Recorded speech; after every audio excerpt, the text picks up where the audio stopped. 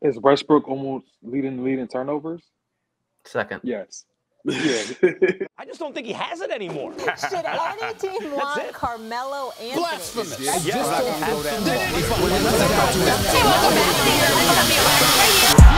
sir, Carmelo.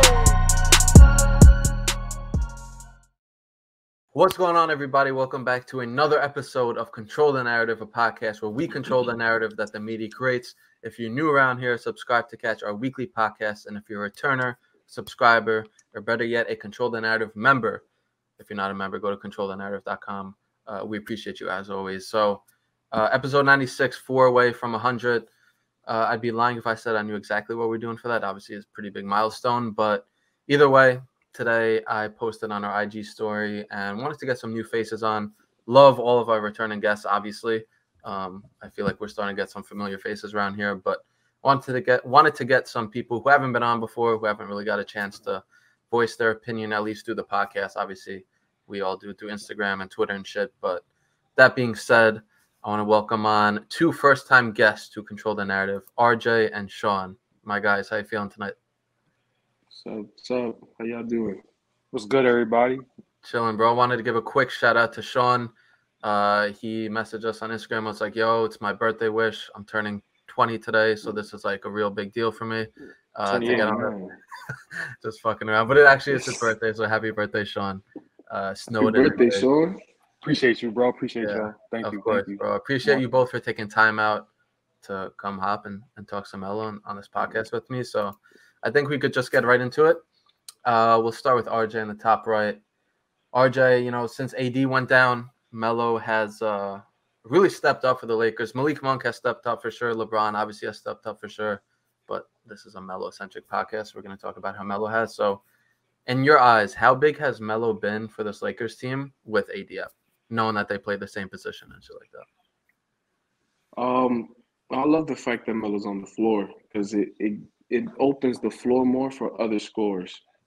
And anytime you have Melo on one side of the court and LeBron is on the other, you need to be confident. I feel like the Lakers team is losing their confidence, losing their swag. They're forgetting what logo they have on their chest. Yeah. But with veteran leadership like Melo and LeBron, hopefully playing the 4 and the 5, opening the floor, the scorers getting to their scoring spots, I think they should be getting better. By the way, you forgot to mention Stanley Johnson. He's also doing well. Yeah, he's been big. Big facts. Big facts. Respect. Sean, what do you think? What do you think about Melo's play lately? Man, Melo play lately since AD been out has been exceptional. It really has on both ends of the floor. Even though he may not get credit on defense, but what's even crazier is the fact that he can involve himself even more in the offense if they let him touch the ball. Because there's a lot of stretches, as we all watch. Yeah, he doesn't touch the ball for minutes. He can make 2 shots in a row, and then he don't get the ball. We all know Melo is a microwave heat check type player. So those kind of players, you have to let them get the ball when they're hitting and when they got it going, not when they don't got it going.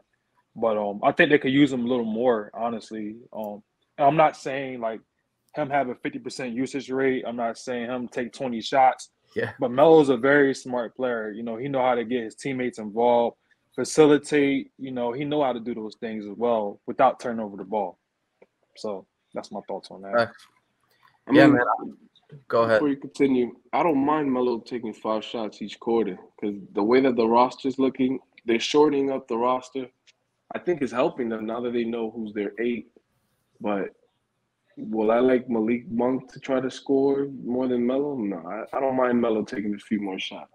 No, me either. Bro, that's another thing that we talk about is like sometimes Melo seems too passive where he just tries fitting in the offense and you like see it in the game. Like, of course, there's going to be times where, you run the fucking play and they run it through Melo and he passes and shit. But there's a lot of times I feel like he can shoot the ball or just make a play when THT is doing it. So why the fuck are we going to have THT do it when Melo can do it? Or, Malik Monk, who's been balling out, when he tries to do it, it's like, yo, Melo, like, you're one of the greatest scorers of all time and you're still elite.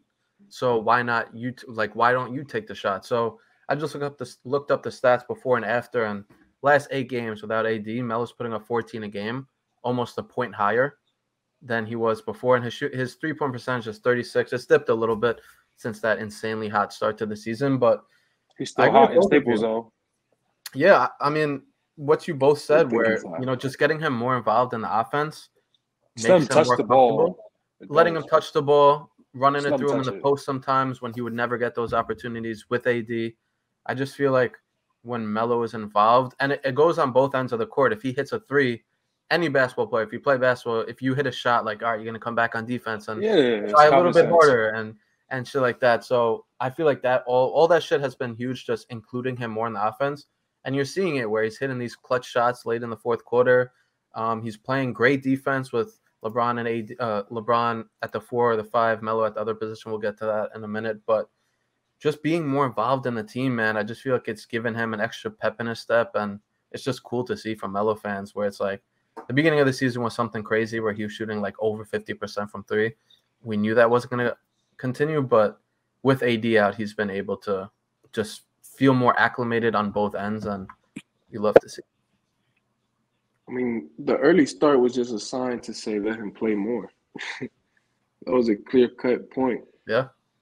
I think when Melo I think when Melo is passive a lot, I think he's just thinking like, you know what, I don't want to be out the lead no more, so let me just go along and get along. You know what I mean? I'm going to do what everybody want me to do, pass the ball. Everybody said I shoot too much. Everybody said I do this and that, so I'm going to just give it up. So of course. I don't have to be out the lead no more.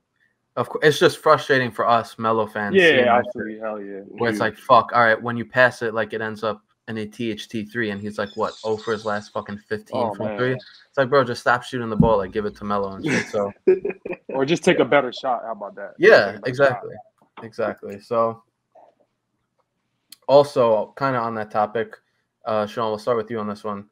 Yo, real quick, sorry to interrupt if you're watching on YouTube or listening on Apple Podcasts or Spotify, but just wanted to let you know that we have merch at Control the Narrative, and it's pretty fire, in my opinion. This is the Pixel Melo t-shirt that I'm rocking. Anything from Cuse Melo to New York Melo, Hoodie Melo. On this shirt, we got Scapegoat merch, we got Blackball merch, we got just regular Control merch. Shop CTRL the Narrative.com. T-shirts, hoodies, hats, beanies, stickers. Shop CTRL the Narrative.com. I think I got my point across. Go check it out. I bet you'll find something you like. Appreciate the support as well. Obviously, you know, the merch sales help us fund these podcast episodes that we get to record every single week. So appreciate you. And back to the show. With AD out, they've really gone away from the big lineups. DeAndre Jordan is playing 0 minutes now. Dwight Howard plays very limited minutes. And it's been a lot of Melo and LeBron at the 4 and 5. You could say LeBron's been the 5, Melo's been the 5, whatever, it kind of switches here and there. But it's obviously been successful. Why do you think that is? And just what are your thoughts on this Melo LeBron 4-5 tandem?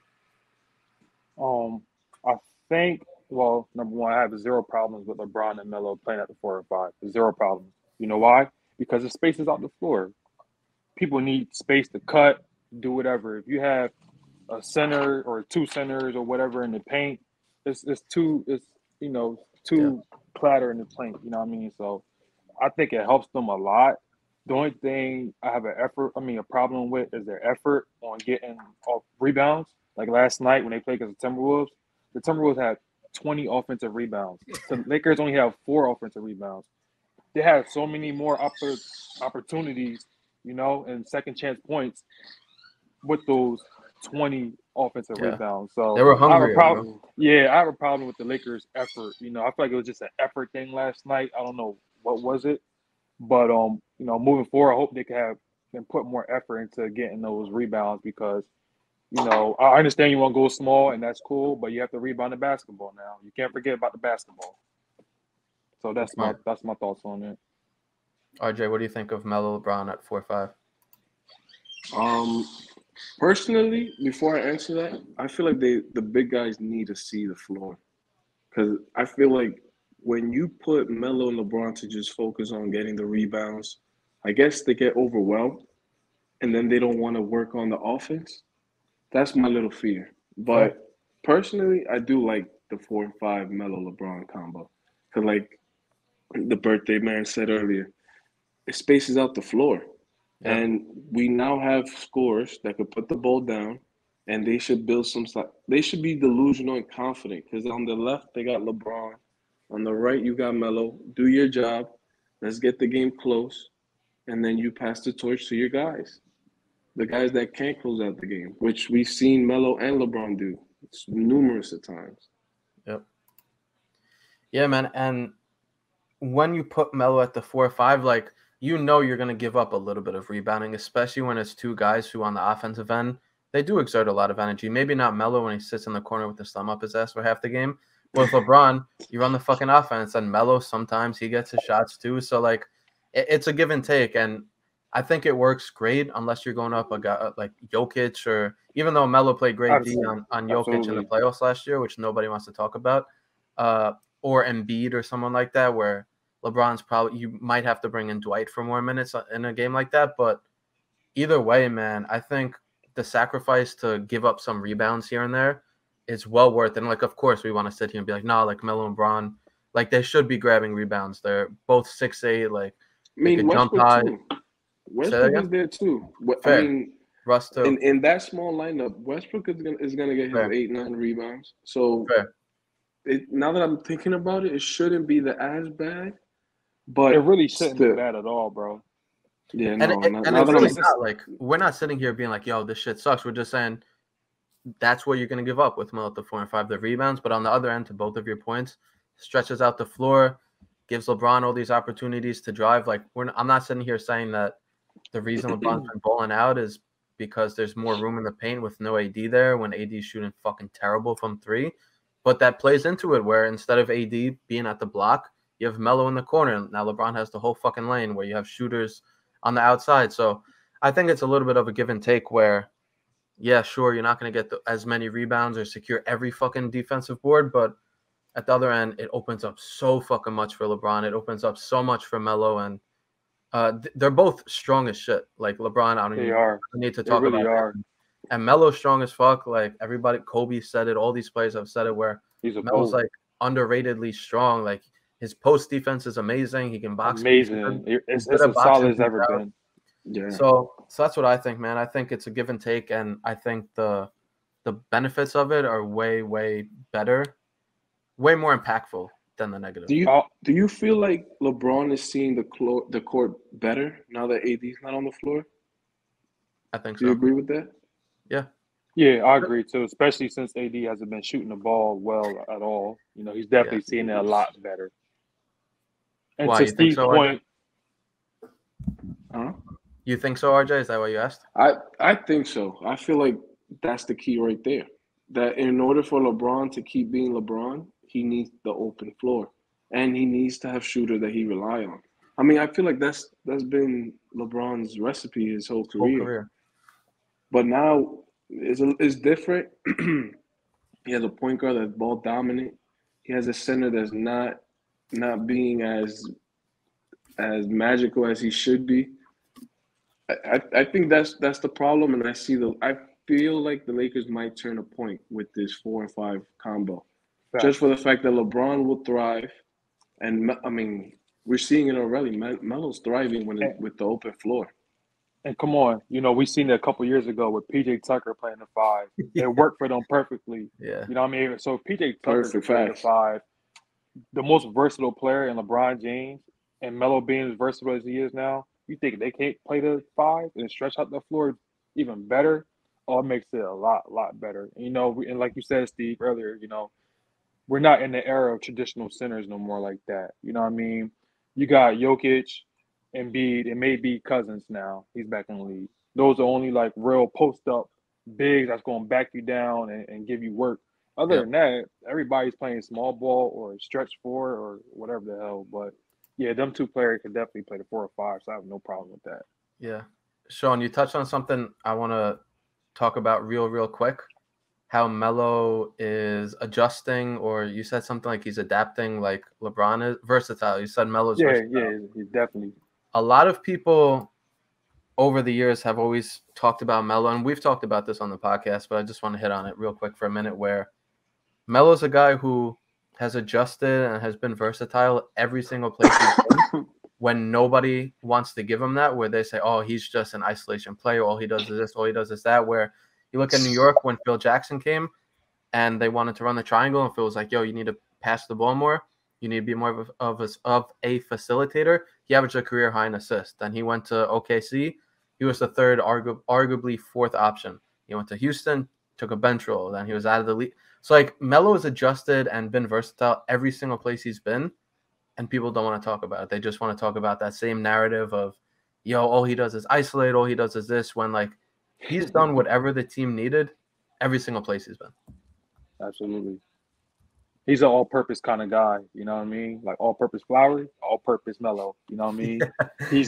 He can do this, he can be a little bit of that, but he's so good at offense that people just want to, oh, he's just an offensive player. That's all he can do. That's all he can do is just play offense. No, people change and evolve. Yeah. Yeah, I agree. No, I personally, I feel like Melo's a low-key two-way player. I don't care what anyone says. Exactly. I've seen it. I've seen when he was only dropping 30, but now I feel like he's doing his side on defense, and I don't know who's hotter on the Lakers rotation when you want who would you want shooting an open three.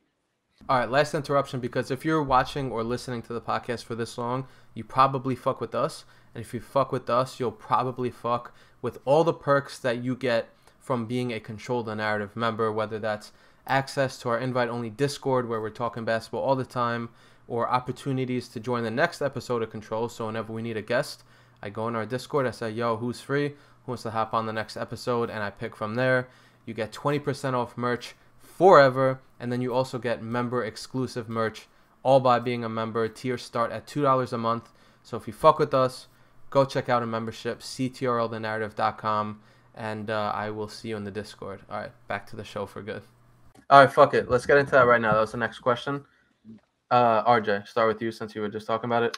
Is Melo a 3-and-D player? Right now, yes. Yes. If you was to ask me a few years ago, maybe not. Just because I would have been more confident on his scoring, especially when he's scoring 30 every night. But now he's more efficient. I see the efficiency. I see that he's taking his time, looking for his shots, and he's getting it. But not only that, on defense, they're not blowing by him. They're not blowing by him like when he was worried about whether or not he's going to stay in the league or not. No, he doesn't have that to worry about now. So I think we're seeing him being comfortable being a whole new player, which is now called a 3-and-D Melo player. Like, come on. All right. Sean? Oh, is Westbrook almost leading in turnovers? Second. Yes. Yeah, I say he's almost in the lead. So almost, Melo is a 3-D player, absolutely. If Westbrook is almost leading in turnovers, yes, Melo is almost a 3-D player. Analytics and media people, I need y'all to start putting some respect on Carmelo Anthony's name, please, because this narrative that he don't play no defense is just utterly ridiculous. You know, if you don't watch basketball and have 20/20 vision like us, you know what I mean? Like RJ and Steve and I, then I don't know what are you watching at all, you know. In the past, maybe they're watching highlights. They're watching the highlights. Yeah, but even in the box score this season, he's been having one of the highest plus minus. I mean, every fucking game, bro. So he had a game where he had like 3 blocks, 4 blocks, and like 2 steals. Like he's doing this not on a day-to-day basis, but he's doing this a lot more often than ever. He's doing it a lot more often than what he's Yeah, for real. So, and then like Frankie V, whatever, being a defensive-minded coach that he is, I feel like some of that has Frankie V. And look, that's what they call him. They call him Frankie V. Frankie V, my boy Frankie. Like you know, he's a defensive-minded coach. Yeah, he is. He's a defensive-minded coach. So you know, I think that kind of rubbed off on Melo playing defense, and because you know he's not going to put anybody on the floor that's not going to give no effort on that on the end of the court. Excuse me. So, yeah, Melo has definitely become a way better solid defender, especially in that post. Y'all see his hands, the way he be swiping at the ball? Yeah. Oh, yeah. It be on point. Like, and this happens often. So yeah, Melo's absolutely a 3D player. If Westbrook turned over the ball almost every game. I love that correlation. That's one of the best correlation. Is Westbrook almost leading the league in turnovers? Yep. All right, then Melo's almost a 3D player. Melo is a 3D player. Yo, you know what I think? I think this whole 3D player shit it's such a funny thing because all it takes is for you to be like a decent 3-point shooter and a decent defender. And then you're just automatically labeled 3D. Not even. Right. I don't even think it's that. I just think you need to care more. Like what's the problem with you playing defense? Yeah. It's all about effort, yeah. You ever seen the interview of Shumpert? How he says that they wanted him to be a 3-and-D player, but he was like, nah, I want to be a point guard. Is Like, that what I could, yeah, or more or less like, I know I could play defense, but why can't y'all? Like, you just gotta hustle for you to play defense. And I feel like that's what happened with Melo. I don't think he didn't play defense. He was just so amazing at scoring. Where he was at, they taught him, listen, you drop 40 a game, we should win. Yeah. But now I think he's able to see, like, listen, I gotta lock this guy down. If he drops 10 and I drop 20, then I won this game. And I think that's what he's been doing in every single one of his matchups. Yeah, like that was his job back then. It was like, yo, your job is to score 35. And now it's, yo, put up 15 efficiently and play good defense. But I think on top of all that, with this whole 3-and-D player shit, the thing that I think is so wild is it's kind of marginalizing in a lot of ways. It's like, yo, no, you just shoot threes and you play defense when Melo, we all fucking know, can do so much more than just sitting in the corner and shooting threes. Where, you know, people talk about this 3-and-D thing where Melo, yes, he can shoot threes. He can play good defense, solid defense. I'm not going to go, yo, he's a really good defender, because I say this every fucking week. Nobody's sitting here saying that, yo, he's fucking locking people down. Right, defensive player of the year. Or nobody's saying that, bro. All we're saying is that, yo, he's a solid defender. Like, nobody's gonna. I think we should start. I think we should start saying that now. He's like Kawhi Leonard on defense. Yeah, start that narrative. That's not bad. For real, might as well start saying it. But bro, he could do so much more. Like when people say, oh, you know, he's a really good shooter. Like, yes, but the number one thing he does is score. Like, shooting is just a part of scoring. Like, he didn't become 9th all time on the scoring list by shooting. He became that by driving, hitting his free throws, dunking, all the shit. So that's the only thing where I'm like, damn, all right, well, you know, he can facilitate too. Can Trevor Ariza facilitate? Can a guy like Kyle Korver in his prime, can he facilitate? Like, that's where you think of like these 3-and-D player shit, or at least what people say now. So that's it for me.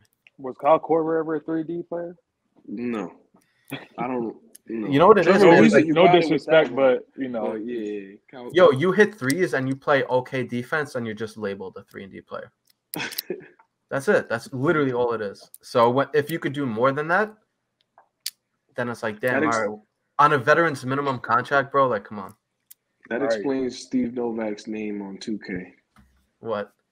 3-and-D. Yeah, I didn't think he played defense, but they did not. Did they call him a 3-and-D player? Yes. I had an argument with my cousin once. I'm like, he's a 3-point specialist, not 3-and-D.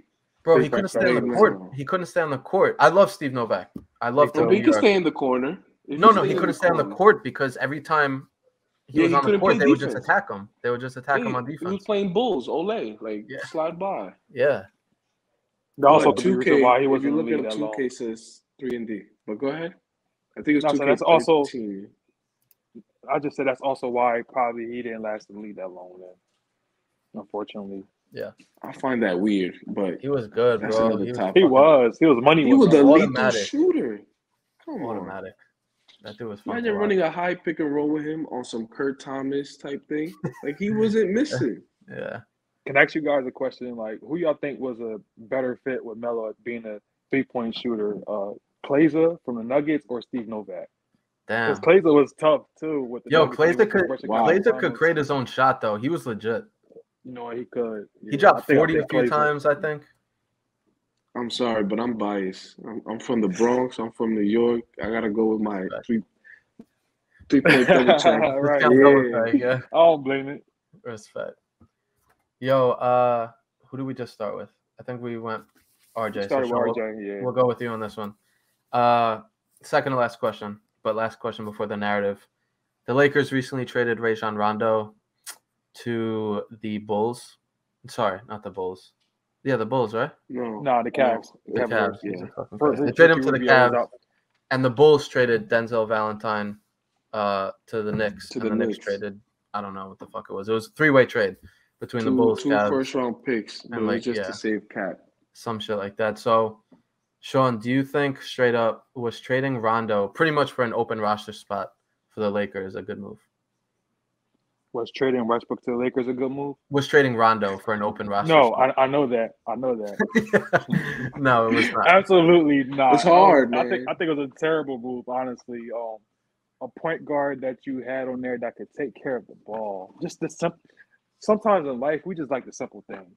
The simple things. Rondo took care of the ball. You know, he got everybody eats. As another analogy I like to use from Paid in Full, one of my favorite movies. Everybody eats. You feel me? When Rondo was in the lineup, everybody ate. And I think we saw that at times in stretches where he came on the floor and everything seemed to be clicking on all cylinders with Westbrook on the sidelines, unfortunately. And also Rondo could hit shots too. He was a better 3-point shooter than Westbrook was. So I think getting rid of him hurt them because when Westbrook wasn't in there, you did have Rondo that could come in there and do something when they did play him. So I don't think it was a good move at all. And I have 20/20 vision, and my eyes don't need to be checked, so I know what I see. And with Rondo and running the point guard with the Lakers wasn't that bad at all. I think it was smooth. You know, he may not be dunking on people and all this other stuff, but like I said, I think we appreciate the simple things, and he took care of the basketball a lot better. You know, so yeah. RJ, not like hotcakes. I'm not gonna try to question your eyesight, but I think the coaching staff is questioning this team's confidence. Because now in the depth chart, you automatically put LeBron as the point guard. They're shortening up the roster. I'm guessing that's the route that they're going. Shortening up the roster, making sure now everyone knows their role. Like Westbrook, you're the starting point guard, second unit. I'm guessing LeBron is running point. But to answer your question, I don't like it, but I see why they did it. I think they're trying to shorten up the roster to give people their exact positions now that we're halfway through and we already get to see who's doing what. And, I mean, star power still runs this league. They still got the 3-headed, blinded superstars. Let's see. Four. You're absolutely right. You're absolutely right. When he's involved. But let's see. Yeah. When he's involved, exactly. But I don't. So overall, no. I do like it just because I feel like they're just setting up who's gonna run what. But I don't like it just for what you said. Like, come on, who doesn't eat with Rondo? Who doesn't thrive with Rondo? That's what I'm saying. But I feel what you're saying, though. I hate it for multiple reasons. One, he always got Melo involved. He always looked for Melo. Let me put it that way. Yeah. Where on fast breaks, you would see him like looking in the corner and like these little shovel passes to Melo on the fast break. If Melo had a mismatch, he fucking made sure Melo got that ball on the post. No, you're absolutely right. I just think like there are so many other guys they could have traded if they needed an open roster spot that just sit on the bench doing fucking nothing. THT, DeAndre Jordan, like come on, bro. Like there's other guys you could have gotten rid of. DeAndre Jordan doesn't even play. Like he brings nothing to this team. Nothing. Nothing there. I said this maybe a month or two ago where he's one of the most washed. People talked about Melo being washed 5 years ago. DeAndre Jordan is one of the most washed players.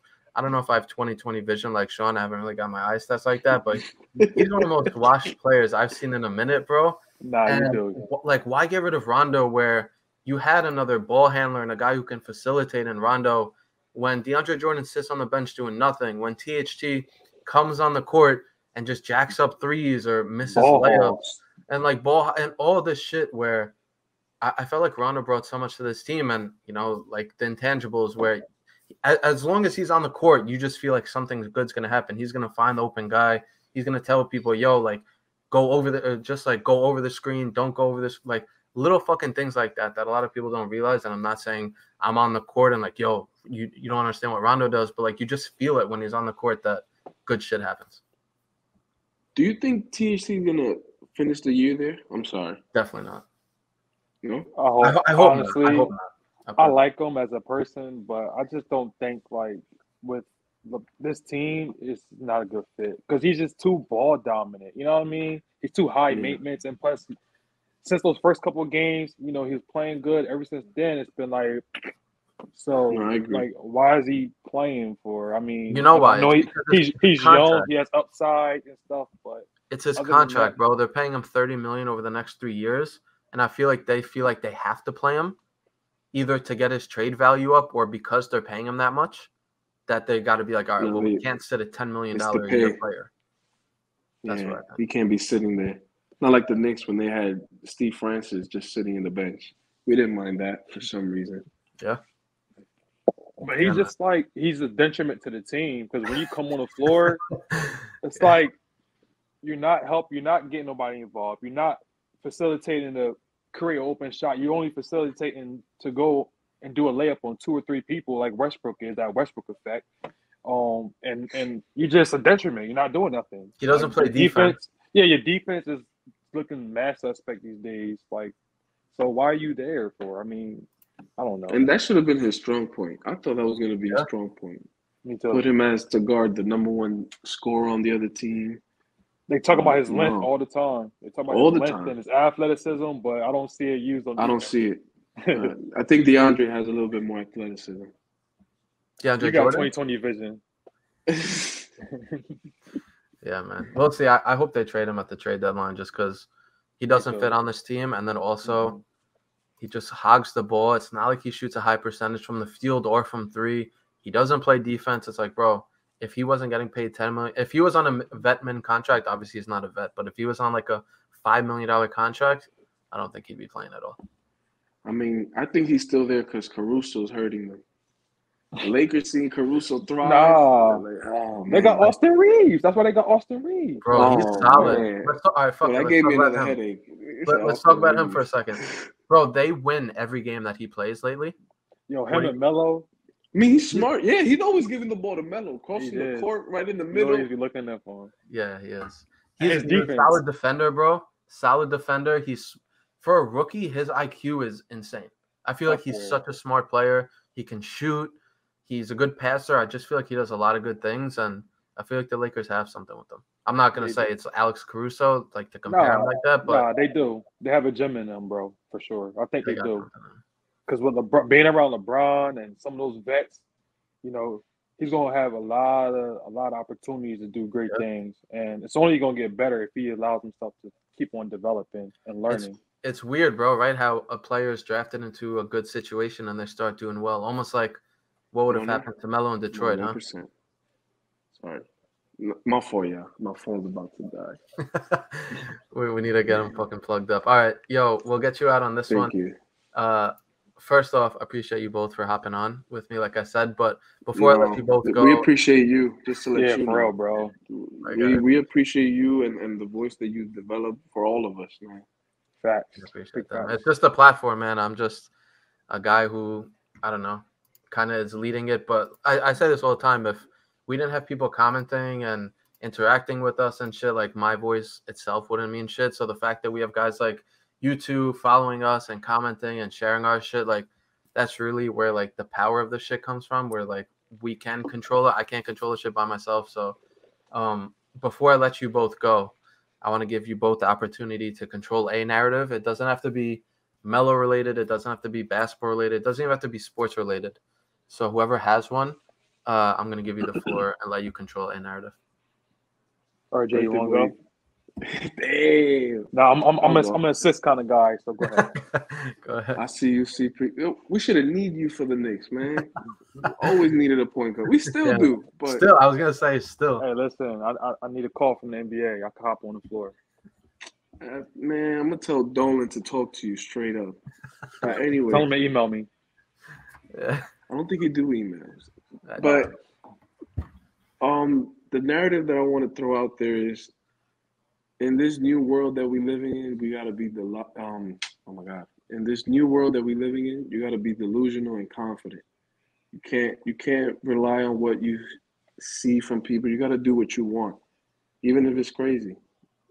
Like, I grew up arguing about Melo, and I did not win a lot of these battles. But I did it because he was a guy that took the load from New York, something that not anyone could have done, not even Marbury. Marbury came here. He I don't feel like he wanted it like Melo did over here. But that's my narrative. You have to be delusional but confident. Don't lose that. Respect. My narrative is honestly for you, Steve. It's for you to just keep on grinding and keep on pushing, man, and giving everybody like myself and RJ a voice. I plan on having my own podcast soon, this year, hopefully. Let's go. And this is inspiration, man. You're inspiring people out here in these streets. So I appreciate that, Absolutely. man. I really do. Just keep on going forward. And I pray nothing but peace, blessings, and prosperity. You know what I mean? That you just keep on doing you, man. Because like I said, it's inspiring others. And that's huge. So I'll have a toast and cheers to that for you, brother. Yo, Cheers, I just got delete water. mine. I second that one. Shoot, that's a fact. Respect, bro. It means a lot. And like, again, man, I say this all the time, and I kind of just touched on it before, but like, when Melo was out the league, having somebody that I just grew up watching and analyzing and idolizing to a certain point, and when he was out the league, it was like, yo, this shit doesn't add up. We talked real quick before we started recording where it was like he dropped 28 points on 12 shots in Brooklyn with the Rockets, and then a few weeks later he's out the league. So how does that make sense? He wasn't that bad on defense. I don't give a fuck what anybody says, where it was like, no, like he can't be on the court. And then when he was out the league and everybody was saying, yo, he's washed or this or that, I was like, by myself, I was like, holy shit, like, am I just wrong? Am I just like, do I not know basketball? Like, am I like fucked up? And like, what's going on with this? But then I got on Twitter, I got on Instagram, and I started being like, nah, like, fuck that. Melo's not washed. He could still play. And then, created control and then had people like you two follow and then, agreeing. And it was like, no, I see the same shit. And it was like, all right, cool. So I'm not in this alone. Like, it's all of us who are like, nah, bro, fucking Melo can still play at elite level, like, no matter what. I think that was kind of like the tipping point as for control, but just like for myself too, where I was like, all right, cool. I'm not delusional. I'm confident. Shout out RJ on that one. And then like, bro, we kept talking about, we had different people on, people shared the same vision. And then here we are. And obviously, like, I think we've only touched what the potential for control could be. But, as long as we keep having people like you guys who are people who know the sport and know basketball and don't just watch shit on highlights and look at the box score and make their opinions like that, I think this shit's going to go for a minute. So that shit means a lot. I appreciate you both for that. No problem, bro. You got 2020 vision, man. So you know what you're saying. Yo, that's a big cosign right there. Because when you you had that before 2020 even hit. You had it. Yeah, Sean, and real quick before we stop, yo, good luck on your podcast, Sean. If you ever need tips on like, yo, how do you do this, or like, how'd you do? Like, obviously, hit me, RJ, if you got any shit like that where I could help, or control can help in any way. Like, we try to put people on. Like, shout out Manny, who has a significant 7 line that like I'll wear some of his shit on camera. So any way that it's bigger than basketball, like obviously we all talk about this shit and love watching it, but at the end of the day, it's like people like us who are like, yo, like literally RJ, exactly what you just said, where it's like, yo, we're not just gonna listen to what everybody else says. Like, we're gonna do our own homework, and then like once we think we know something, once we have enough conviction, like we fucking go all in. So yeah, we're not gonna go with the go along, get along gang. We ain't a part of that. Yeah. So my guys, for real, Sean, happy birthday, RJ. Appreciate you hopping Sean, on. happy birthday for real. Appreciate you. Need another appreciate you, Kings. Of course, man. Hey, Steve, I got a question. Hey, yo, when you think like everybody's gonna have like the Greek thing with all Melo fans together, when you gonna have that again? Bro, we try to have that as often as we can. We had it for the Lakers-Knicks game. Some people showed up to the bar afterwards. That was fun as hell. I try to do it any time we can. Obviously, this whole COVID shit is fucked now, and like people are iffy about a lot of shit, which is fair enough. So, bro, anytime we can get like a meetup going of some sort, I'm always down, especially in New York City, since most of us are Knicks fans and fuck with Melo. Like, hoping spring or summer we can do like multiple things. I wanted to do like basketball tournaments, like control tournaments, viewing parties, shit like that. So ASAP. Facts. That's all valid. Yeah. Facts. So, again, man, appreciate you both for rocking with me and Control all this time. Both said you've been following for a minute. It means a lot. And we'll try to get you guys back on soon. I appreciate that. Appreciate you, Kings. I dropped my phone a few times. I didn't think I was going to get another invite. Shoot. You're good, bro. You're good. Hey, I did it my first time. And